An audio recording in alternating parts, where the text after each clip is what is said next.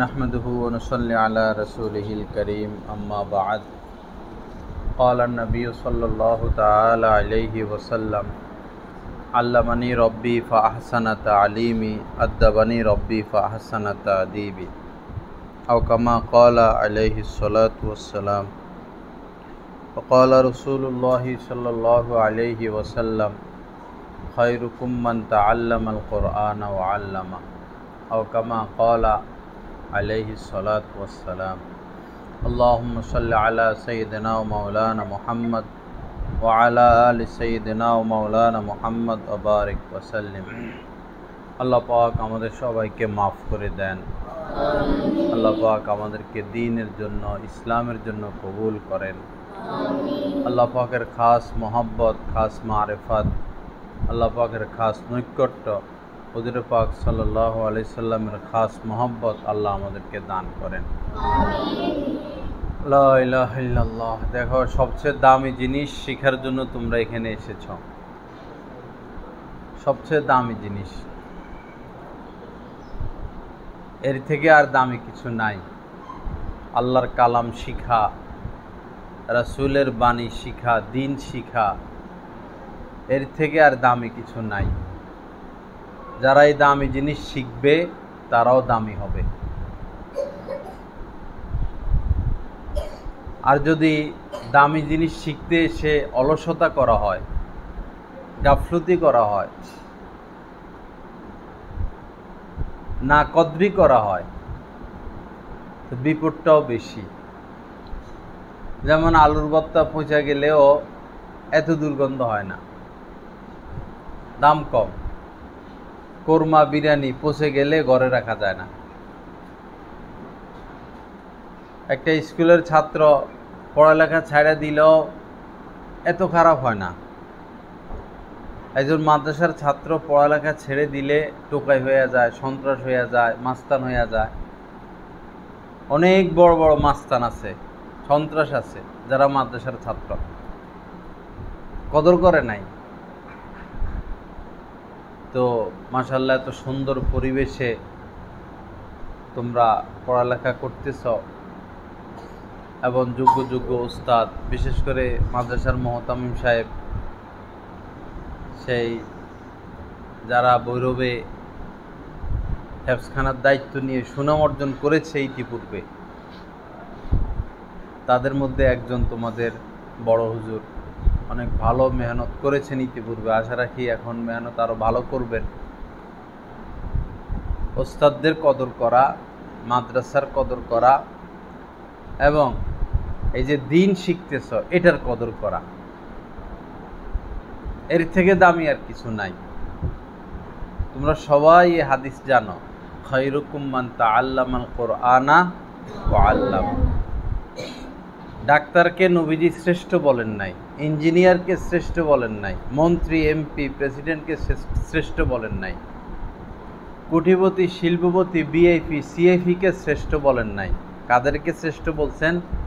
যারা কোরআন শিখে এবং শিক্ষা দেয়। তবে শর্ত হইল আমলও করতে হবে, এই কোরআন হাদিস মোতাবেক আমলও করতে হবে। মিশরে মানুষ পড়তে যায় আজহার বিশ্ববিদ্যালয়ে, তো সেখানে যারা বড় বড় কিতাব পড়ায়, বুখারী শরীফ পড়ায়, মুসলিম শরীফ পড়ায়, বড় বড় আলেম, অনেক যোগ্যতা, মুখে দাড়ি নাই, শার্ট প্যান্ট পরে, পড়ায় অনেক ভালো, কিন্তু তারা তো শ্রেষ্ঠ হবে না, কারণ তাদের আমল নাই। আর দারুল উলুম দেওবন্দে যাও, ওই কোরআন হাদিসই পড়ায়, পার্থক্য এতটুকু আমল আছে, এজন্য তারা শ্রেষ্ঠ। তো শ্রেষ্ঠ হতে হলে আমল রাখতে হবে, আমল ধরে রাখতে হবে। বিশেষ করে এখন বাড়িতে যাইবা, বাড়িতে গেলে কিছু না কিছু ছেলে আর আসে না, কিছু না কিছু ছেলে ঝরে যায়। ভর্তি হয় 30 জন, বছরের শেষে হয়ে যায় 25 জন।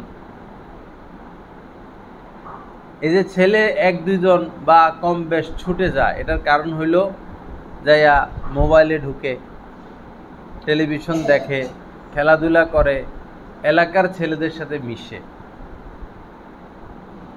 যেই কারণে এলমের বরকত থেকে, কোরআন হাদিসের বরকত থেকে, নূর থেকে মাহরুম হয় বাড়িতে গিয়া। এই কয়টা কারণ: এলাকার ছেলেদের সাথে মিশা, এদের সাথে খেলাধুলা, দৌড়াদৌড়ি, ছোটাছুটি, আর মোবাইল টিপাটিপি, আর টেলিভিশন দেখা। এই কয়টা জিনিস।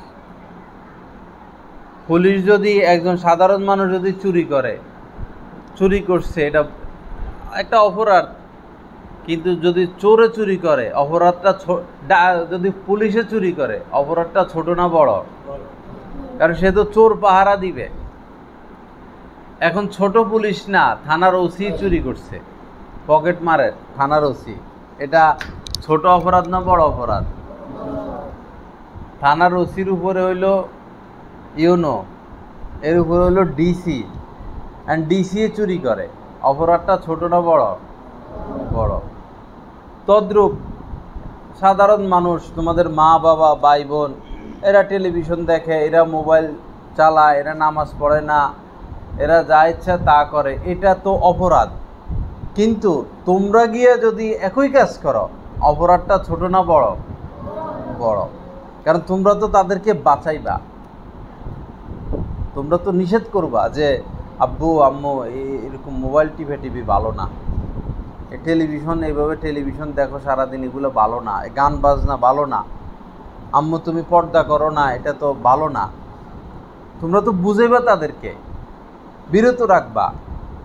তোমাদেরকে দিছেই তারা দিন শিখতে এই লক্ষ্যে, তোমাদের উসিলা যেন তারা নাজাত পায়, আখেরাতে জাহান্নাম থেকে নাজাত পায়, দুনিয়াতে পাপ থেকে নাজাত পায়। তুমি যদি তোমার দায়িত্ব পালন না করো, তো তোমাকে আল্লাহর কাছে হিসাব দিতে হবে, তোমার দাম থাকবে না। ওসি চুরি করলে যেরকম জুতার বাড়ি খায়, তুমি আমি যদি দিনের উপর না টিকি, আমরা এরকম অপমানিত হব। এজন্য এই বন্ধে তোমরা একটা বিপ্লব সৃষ্টি করবে বাড়িতে গিয়া। কি বিপ্লব? যে এই মনে করো যে কয়দিন আমি ঘরে আছি, টেলিভিশন চালাইতে পারবেন না, এরকম কথা বলবা। তোমরা যদি রাগ করো, এই রাগের দাম আছে। যে যদি না আমি ভাত খামো না, কি হয়েছে? টেলিভিশন বাইর করতে হইবে। আমি মাদ্রাসা থেকে বাড়িতে যাই নাই 7 মাস একটানা, মাদ্রাসায় ভর্তি হইয়া 7 মাস বাড়িতে যাই নাই। কেন? ঘরে টেলিভিশন। 7 মাস যাই নাই। পরে শর্ত টর্ত দিয়ে গেছি, টেলিভিশন থাকবে না, সবাই আমার সাথে পর্দা করবে। যাইয়া দেখি যে একটা কথার উপরে কেউ নাই, পর্দাও করে না। আমার বাবি সামনে চলে আসে, আবার টেলিভিশনও আছে, তখন আমি মনে হয় আমি চলে আইছি, অথবা পরে আইসা আর যাই নাই, যে শর্ত তো কেউ মানে নাই। এরপরে সবাই ঠিক হয়ে গেছে। পরে যারা আমার সাথে যাদের পর্দা লাগবে না, আমার ফুফু, হেরাও ডরে আমার সামনে আসে না।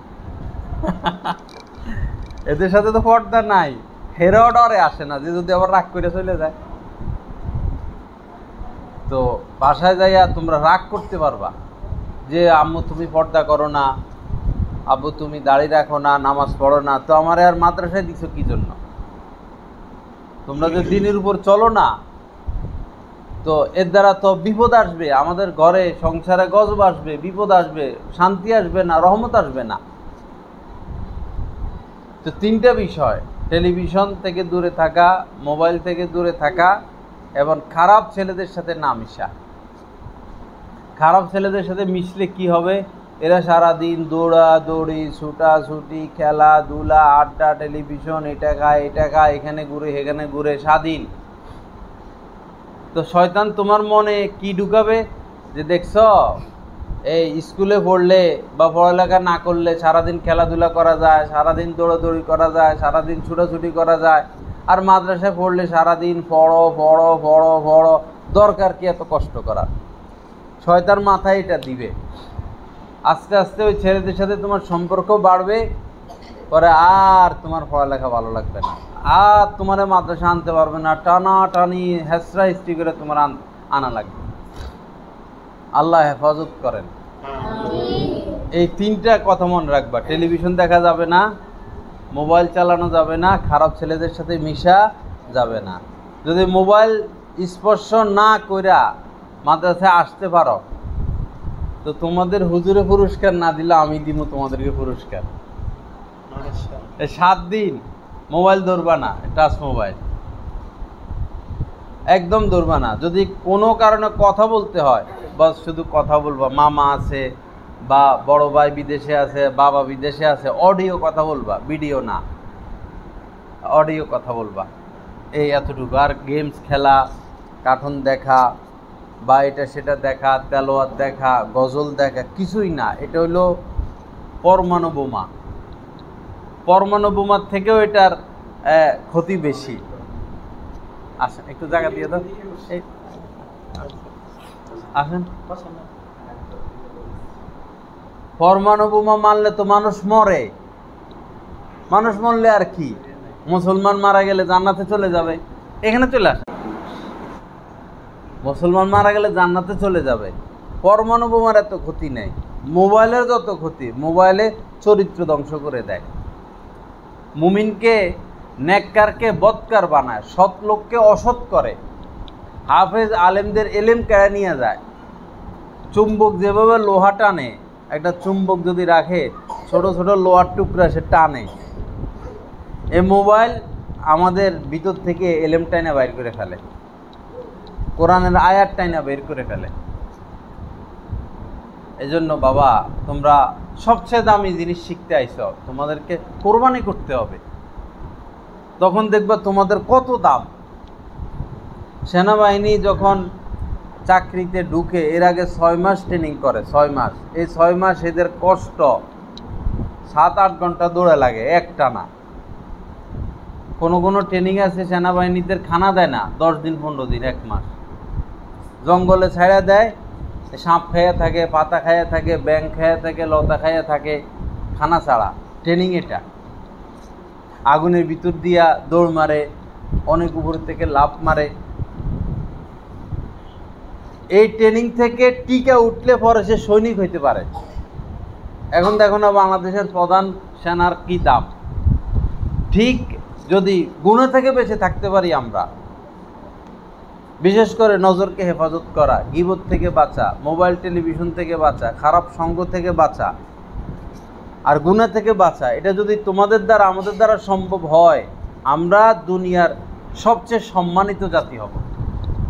কোটিপতিরা আমাদের সম্মান করবে, এমপি মন্ত্রীরা আমাদের সম্মান করবে। আর যদি তাকওয়া হারিয়ে ফেলি, তাকওয়া নাই, তো এই সভাপতি ধমক দিবে, সেক্রেটারি ধমক দিবে, মানুষের কাছে রিসিট বুক নিয়ে নিয়ে দোকানে দোকানে ঘুরতে হবে, কোনো মূল্য থাকবে না, কোনো দাম থাকবে না। শুধু এলেমের মধ্যে দাম নাই, এলেম প্লাস যখন আমল হবে তখন এটার মধ্যে দাম। বাজারে আমি রমজানে আসি না, শর্মে আসলে মানুষ করবো যে কালেকশন করতে আইছি, রমজানে আমি বাজারে যাই না, শরম লাগে। এই রমজানে যাইয়া এক দোকানে দাঁড়াইছি, চক বাজার, পরে 5-6 জন আইছে, আমি প্যাম্পাস কিনতেছি,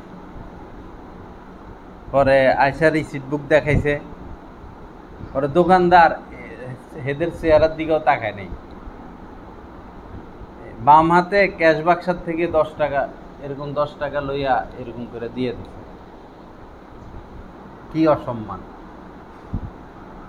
নিয়ত করবা যে না খাইয়া মরে যাবো, পাবলিকের কাছে রিসিট বুক নিয়ে নিয়া দোকানে দোকানে রিসিট বুক নিয়ে ঘুরবো না। নিয়ত করো ইনশাআল্লাহ, আল্লাহ রাজা বাদশার মতো পালবো।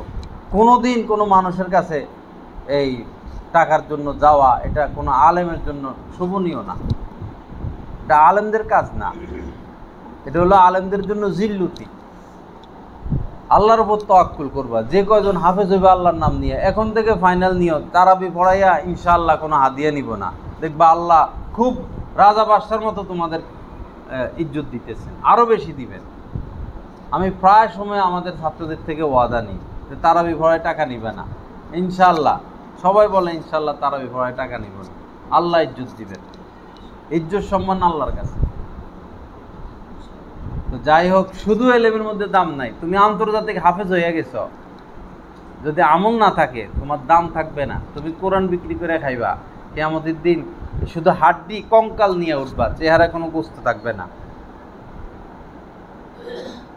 যারা দুনিয়া হাসিলের জন্য দিন শিখে, তারা এই চেহারায় গোস্তহীন অবস্থায় কিয়ামতের ময়দানে উঠবে।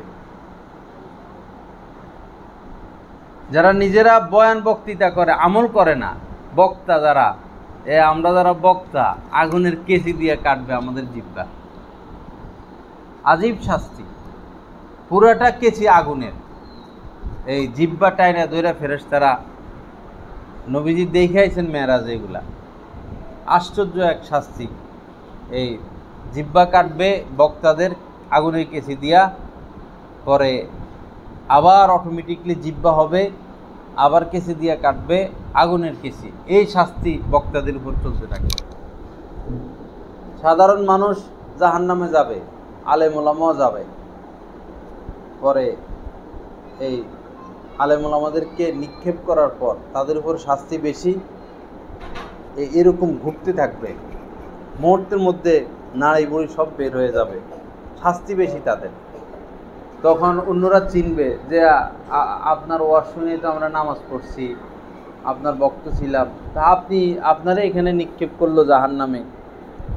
তখন তারা বলবে যে আমরা ওয়াজ করছি কিন্তু আমরা আমল করি নাই, এই জন্য আমাদের শাস্তি ডবল। কিয়ামতের ময়দানে তিন ব্যক্তির বিচার, তিনজনের বিচার, তিনজনকে দিয়ে আল্লাহ বিচার শুরু করবেন। তিনজন জাহান্নামে চলে যাবে। প্রথম তিনজনের বিচার শুরু করবেন। প্রথম জন হলো আলেম। আল্লাহ বলবেন যে তোমারে তো এলেম দিছি, জ্ঞান দিছি, কোরআন হাদিস পাঠছ, আমার জন্য কি আনছ? সারমর্ম বলতেছি। ওই আলেম বলবে ওয়াজ নসিহত করছি, মাদ্রাসা করছি, মানুষকে দিন বুঝাইছি, ইমামতি করছি, এই করছি। আল্লাহ বলবেন এগুলা তো করছো তোমার সুনামের জন্য, তোমার সুখ্যাতির জন্য, তোমার যেন সবাই চিনে জানে, তো যেটার জন্য করছো সেটা তো পাইছ, আমার কাছে কিছু নাই। ফেরেশতাদেরকে বলবা না, ওরে বাইন্দা, হাত পা বাইন্দা টাইনা হেসরাইয়া জাহান্নামে নিক্ষেপ করো। কঠিন অবস্থা। দ্বিতীয় ব্যক্তির বিচার হবে শহীদ, একই অবস্থা, জাহান্নামে যাবে। তৃতীয় ব্যক্তি হইল ধনী মানুষ। আল্লাহ বলবেন যে তোমার টাকা পয়সা দিছি, কি করছো? সে বলবে মাদ্রাসা করছি, মসজিদ করছি, জাকাত দিছি, মানুষকে দান সৎকার করছি, অনেক কিছু বলবেন। আল্লাহ পাক বলবেন যে এগুলো তো করছো যেন তোমার দানবীর বলে, তুমি সম্মান পাও, ইজ্জত পাও, তো যে জন্য দান সৎকার করছো সেটা তো পাইয়া গেছো, আমার কাছে এখন কিছু নাই। তো অর্ডার দিবেন যে এরও হাত পা বাইদা জাহান্নামে নিক্ষেপ করো, তারাও জাহান্নামে নিক্ষেপ করবে। এজন্য বাবা ইখলাস, কেন কোরআন শিখতেছি, কেন আমি আলেম হচ্ছি, কেন হাফেজ হচ্ছি? দুনিয়া কামানোর জন্য, সুনামের জন্য, জাহান্নাম ছাড়া উপায় নেই। আল্লাহ তোমাকে পাওয়ার জন্য, তোমার সন্তুষ্টির জন্য, জাহান্নামের আগুন থেকে বাঁচার জন্য। আল্লাহ আমাদেরকে তৌফিক দান করে। তো যাই হোক বাবা, বাড়িতে যাইয়া এবার টাচ মোবাইল ধরবা না। কে কে রাজি আছো দেখি ইনশাল্লাহ। টাচ মোবাইল ধরবা না। মাশাআল্লাহ, মাশাআল্লাহ।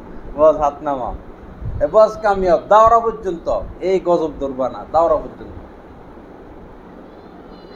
দাওরা পড়লে এলেম আসবে, আমল আসবে, এবং কোনো আল্লাহওয়ালা সোহবতে আসা যাওয়া করলে তাকওয়া আসবে। দাওরার পরে, বিয়ে শাদী করার পরে, তখন তোমার ব্যাপার, তোমার জ্ঞান বুদ্ধি হবে। দাওরা পর্যন্ত যদি তুমি এটার মধ্যে ঢুকো, আর কাজ হবে না। আমাদের এক ছাত্র ছিল পিচ্ছি তামিম নামে, এই ইচ্ছা করলে 6 মাসও হাফেজ হয়ে যেতে পারলো। 5 পৃষ্ঠা দিলে 5 পৃষ্ঠা মুখস্থ করে ফেলা, 5 পাতা দিলে 5 পাতা মুখস্থ করে ফেলা, এরকম অবস্থা। তা আমরা মনে করছি 5-6 মাসে হাফেজ হয়ে যাবে। পরে এমন অবস্থা হয়েছে 1 পৃষ্ঠা মুখস্থ করতে পারে না, আধা পৃষ্ঠা মুখস্থ করতে পারে না। কি ব্যাপার? খবর টবর নিতে নিতে দেখা গেল যে ওই যে আসরের পরে বাড়িতে বাসায় যায়, যাই ওই গেমস খেলে। এর আরও 2-4 জন বন্ধু বান্ধব হয়ে গেছে, গেমস কি জানি গেমস বাইর হয়েছে, এটা খেলতে খেলতে খেলতে খেলতে অনেক উপর উঠে গেছে। পরে এগুলা খবর টবর পাইয়া যখন পরে এগুলা সব বন্ধ করা হয়েছে, পরে আলহামদুলিল্লাহ আবার 2-3 মাসে হাফেজ হয়ে গেছে। পরে 13 মাস লাগছে, নাইলে 4-5 মাসে হাফেজ হয়ে গেল। গত পরশুদিন পরীক্ষা নিয়েছি, একটা খুব ভালো ছাত্র আমাদের, এর সাথের ছাত্র হাফেজ হয়ে গেছে। এত সুন্দর পড়া, 3টা প্রশ্ন করছি, একটা প্রশ্ন পারে না বালকেরা। পরে জিজ্ঞেস করছে কি কি করো বাসায় যাইয়া, পরে স্বীকার করছে মোবাইল চালায়। মোবাইল চালাইলে আর আশা পুরো হবে না বাবা, চালাইও বড় হওয়ার পরে, জ্ঞান বুদ্ধি হওয়ার পরে। আল্লাহ সবাইকে তৌফিক দান করেন। আরেকটা হলো মা বাবার খেদমত, ওস্তাদের দোয়া, মা বাবার দোয়া ছাড়া কেউ বড় হইতে পারে না। এই বন্ধে মা বাবার দোয়া নেওয়ার একটা সুযোগ আছে। যাইয়া মনে করো তোমার আব্বা শুয়ে আছে, মাথাটা একটু টিপা দিলা, পাটা একটু টিপা দিলা, তোমার আব্বার জামা কাপড় ধুয়ে দিলা, তোমার আম্মার কাজে সহযোগিতা করলা, ঘরটা ঝাড়ু দিয়ে দিলা, তরকারি কাটতেছে তোমার আম্মার সাথে তরকারিটা কাইটা দিলা, তোমার আব্বা আম্মার জুতাটা মুছা দিলা, জুতা সোজা করে দিলা, তোমার মা শুয়ে আছে, মায়ের মাথা একটু তেল দিয়ে দিলা। এই যে তারা অর্ডার দেওয়ার আগে যদি তুমি এই সেবাটা দিতে পারো, দিল থেকে তোমারে দোয়া করে দিবে, ওই দোয়ায় তুমি কামিয়াব হইয়া দিবা। এই যে আমরা বড় বুজুর্গের নাম শুনি, বাইজিদ বোস্তামি, এই উনি তো যতটুকু আমরা জানি হাফেজও না, এরকম দাওরাও পড়ে নাই। মা পানি চাইছে যে বাবা আমার একটু পানি খাওয়াও, রাত্রে পানি আনতে হয় অনেক দূরের থেকে। পরে এই রাতের অন্ধকারে গেছে পানি আনতে, আয়সা দেখে মা ঘুমাই গেছে। এখন সে চিন্তা করলো যে আমিও যদি ঘুমাইয়া যাই, তো হঠাৎ যদি আমার মা আবার পানি চায়, তা আমি তো ঘুমে আমার মাকে তো পানি দিতে পারবো না। তো বাচ্চা কি করছে, ছোট মানুষটা মায়ের মাথার পাশে দাঁড়াইয়া গ্লাস নিয়ে বা পানির পাত্র নিয়ে দাঁড়াইয়া আছে, সারা রাত দাঁড়ানো। জানো, যখনই মা পানি চায় তখনই মাকে পানি দিতে পারে। পরে এই হঠাৎ মায়ের ঘুম ভাঙলো, তো তাকায় দেখে যে ছেলে সাথে দাঁড়ানো আছে। বাবা তুমি দাঁড়ানো, মা তুমি না পানি চাইছ, তো তুমি পানি এনে ঘুমিয়ে যাইতা। তো সে বললো, তো আমি ঘুমিয়ে গেলে তুমি পানি চাইলে তো তোমার সাথে সাথে আমি পানি দিতে পারবো না। এই যে দোয়া করে দিয়েছেন মা চোখের পানি ছেড়ে, এক দোয়ায় এই যুবক পৃথিবীর শ্রেষ্ঠ আউলিয়া হয়ে গেছে, বাইজিদ বোস্তামি হয়ে গেছেন। এক সময় আসবে শেখ মুজিবের নাম মানুষ আর এখনই তো নেয় না, এখনই তো ঝাড়ু দিয়া প্রস্রাবও করছে নাকি মানুষ, প্রস্রাব করছে, ঝাড়ু দিয়া পিটাইছে। কত নায়ক নায়িকা, কত নাম দাম, এই দুনিয়াতে কত রাজা বাদশাহ আসছে আর গেল, কিন্তু বাইজিদ বোস্তামির নাম কেউ কোনোদিন ভুলবে? কেউ কোনোদিন ভুলবে না। বড় পীর আব্দুল কাদের জিলানির নাম কেউ কোনোদিন ভুলবে না। সেই খাজা মঈনুদ্দিন চিশতি রহমতুল্লাহ আলাইহির নাম কেউ কোনোদিন ভুলবে না। হযরত জুনায়েদ বাগদাদির নাম কেউ কোনোদিন ভুলবে না। কেন? ওনারা বড় বড় আল্লাহওয়ালা, আল্লাহর দপ্তরে তাদের নাম লেখা হয়ে গেছে। এজন্য মা বাবার দোয়া নিবা, ঘরে থাকবা। এতদিন তোমরা মাদ্রাসায় থাকো, তোমাদের মা তোমাদেরকে দেখে না, বাবা দেখে না, তোমাদের থেকে ভালোবাসা পায় না। ঘরে থেকে তাদেরকে ভালোবাসা দিবা, গ্লাসটা ধুইয়া এক গ্লাস পানি এনে খাইতে দিবা। এরপরে যে খেদমতটা দরকার তুমি মাথায় ঘুরাইবা যে আমার মায়ের এটা এখন দরকার, আমার বাবার এটা এখন দরকার, মাথায় এটা ঘুরাইবা। মুহূর্তের মধ্যে সেই সেবাটা দিবা, তারা বলা ছাড়া তখন দোয়াটা পাইবা। নামাজের সময় হলে তোমার আব্বাকে বলবা যে আব্বু চলো নামাজ পড়ে আসি, পড়ুক না পড়ুক তুমি দাওয়াত দিবা। তোমার ভাইকে বলবা, বড় ভাইকে বলবা, ছোট ভাইকে বলবা, বোনকে বলবা, মাকে বলবা, তোমার দায়িত্ব তুমি পুরা করবা। এর দ্বারা আজকে তারা নামাজ পড়ুক না পড়ুক, কালকে না পড়ুক, এবছর না পড়ুক, 2 বছর না পড়ুক, একদিন না একদিন তারা নামাজ পড়বে। একদিন না একদিন তোমার বাবা মা পর্দা করবে, একদিন না একদিন তোমার বাবার মুখে দাঁড়িয়ে আসবে। এটা তোমার জিহাদ, তুমি সারা দেশান জিহাদ করতে পারবা না। তোমার জিহাদ তোমার ঘরে, তোমার মাকে পর্দায় আনা, তোমার বাবার মুখে দাঁড়িয়ে আনা, ঘরের থেকে টেলিভিশন বের করা, ঘরে দেখবে সবাই মোবাইল টিপতেছে, সবাই মোবাইল টিপতেছে, এই রোগ থেকে তাদেরকে রক্ষা করা, এটা তোমার দায়িত্ব। আল্লাহ আমাদেরকে হেফাজত করেন, আল্লাহ পাক সহি বুঝ দান করেন। সময়মতো চলে আসবা, যেই দিন খোলা সেদিন চলে আসবা। 1 ঘন্টা দেরি করলে শয়তানে ওয়াসওয়াসা শুরু করবে, আজকে নয় কালকে, কালকে নয় পরশু, পরশু নয় তরশু, শেষ। এলেম থেকে তুমি বরকত হারা হয়ে যাবা। যেই দিন খোলা সেদিন চলে আসবা। এবং প্রতিদিন এই যে পড়াটা উস্তাদরা দিয়ে দেয়, যারা হেফজ পড়ো, 3 পারা তেলাওয়াত, মাগরিব থেকে আসা তো কোনো কাজ নাই, এই সময় তেলাওয়াত করবা, বা তুমি নুরানির পড়া পড়বা, তুমি নাজেরা পড়া পড়বা। পড়াটা ধরে রাখতে হবে। কমপক্ষে ওস্তাদরা যেটা বলার তো বলবে, আমি যেটা বলি কমপক্ষে মাগরিব থেকে আসা, অন্তত পড়ালেখার মধ্যে থাকা কমপক্ষে। না হলে এই 7 দিনে এই হেফজ যা পড়ছ সব বলবা, আইসা আবার এই 5 পারা 7 পারা উঠে যে তোমার 1 মাস লাগবে। আর যদি মোনাসাবাত রাখো যে 1 ঘন্টায়, যদি 1 ঘন্টা তেলাওয়াত করো, ইনশাল্লাহ তোমার কোনো ক্ষতি হবে না পড়ালেখা। আল্লাহ আমাদেরকে তৌফিক দান করেন। আর বিশেষ যে বিষয়টা, সেটা হলো এই নজরকে হেফাজত করা।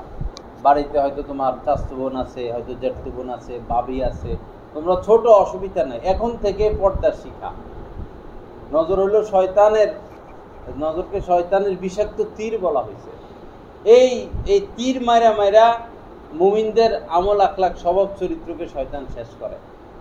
খুব যত কষ্ট, এখন থেকে নজর হেফাজত করা শিখবা। চাচতো বোনদের সাথে মিশবা না, খালতো বোনের সাথে মিশবা না, মামতো বোনের সাথে মিশবা না, বাবির সাথে মিশবা না। বস এখন থেকে পর্দা করা। তারা যে যাই কিছু করুক, অপমান করুক, লাঞ্ছিত করুক, তুমি ছোট মানুষ, এত সকাল কিসের পর্দা, বহু কথা বলবে, তুমি বলবে যে না, মাদ্রাসা থেকে বলে দিছে পর্দা করতে, আমি পর্দা করব। এখন ছোট মানুষ বলে পর্দা করবা না, পরে আর অভ্যাস হবে না, পরে শরম লাগবে, পরে দাওরা পড়ে ফেলবা, এখনো বাবির সাথে পর্দা হয়নি। এই দাওরার আর দাম রইল কি? দাওরা পড়ে দাম রইল কি? বহু আলেম আছে বড় বড় কিতাব পড়ায়, অথচ শালীর সাথে পর্দা নাই, বাবির সাথে পর্দা নাই, নিজের মেয়ে পর্দা করে না। দাওরার দাম কি? এদের দ্বারা তো দ্বীনের ক্ষতি হচ্ছে। আল্লাহ হেফাজত করেন, আল্লাহ পাক সহি বুঝ দান করেন।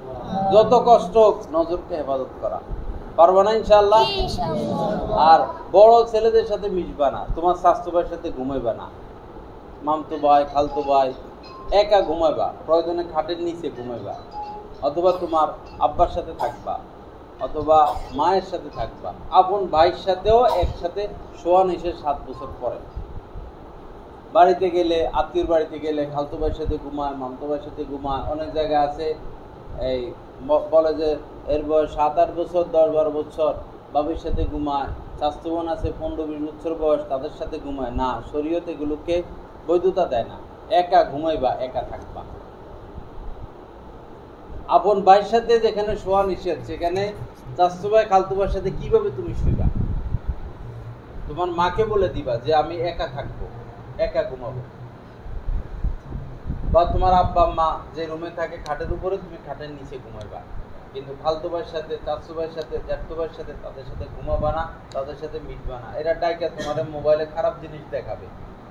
যেই হোক, তোমার বড় এই যে মোবাইল চালায়, তোমারে খারাপ জিনিস দেখাবে, তোমাকে পাপের দিকে উদ্বুদ্ধ করবে, তোমার জীবনকে শেষ করবে। এজন্য বড়দের সাথে না মিশা। আল্লাহ হেফাজত করেন, আল্লাহ পাক তৌফিক দান করেন।